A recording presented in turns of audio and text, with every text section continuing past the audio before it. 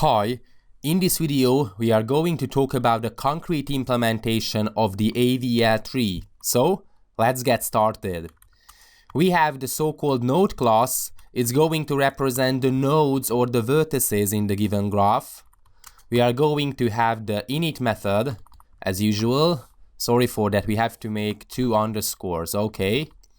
It's going to get data as we have seen for the binary search tree. Basically, it's going to be very similar to what we have seen for the implementation of the binary search tree, except for the fact that we have to store a reference to a height parameter, because with the help of the height parameters, we are able to check whether we have to make a rotation or not. Why is it good to make rotations? Because we would like to make sure that the tree is going to be balanced.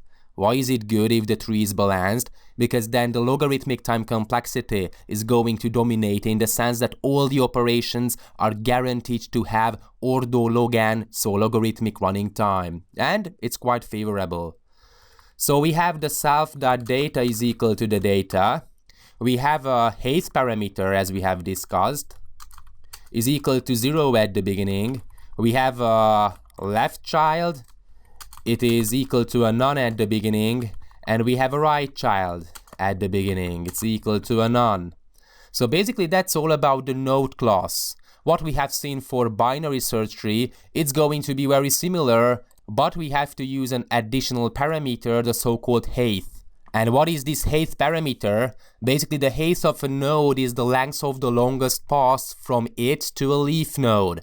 We can calculate the height parameter with the help of a recursive function. We just have to calculate the height parameter for the left subtree, the height parameter for the right subtree. We have to get the maximum and we have to increment it by 1. So that's why we have a height parameter 0 for the leaf nodes. That's why we initialize this height parameter to be 0 at the beginning.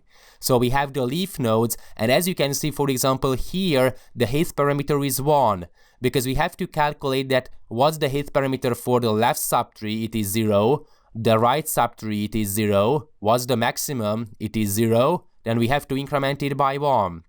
Okay, it is a leaf node, so it has a 0 height parameter. What's the height parameter for the root node? It is 2. Why? Because we have to consider the left subtree's height, it is 0, the right subtree's height, it is 1.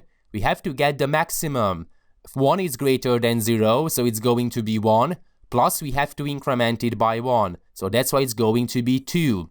And why is it good to make these height parameters? Because if we come to the conclusion that the height parameters for the left subtree and the right subtree differs more than 1, then we have to make a rotation.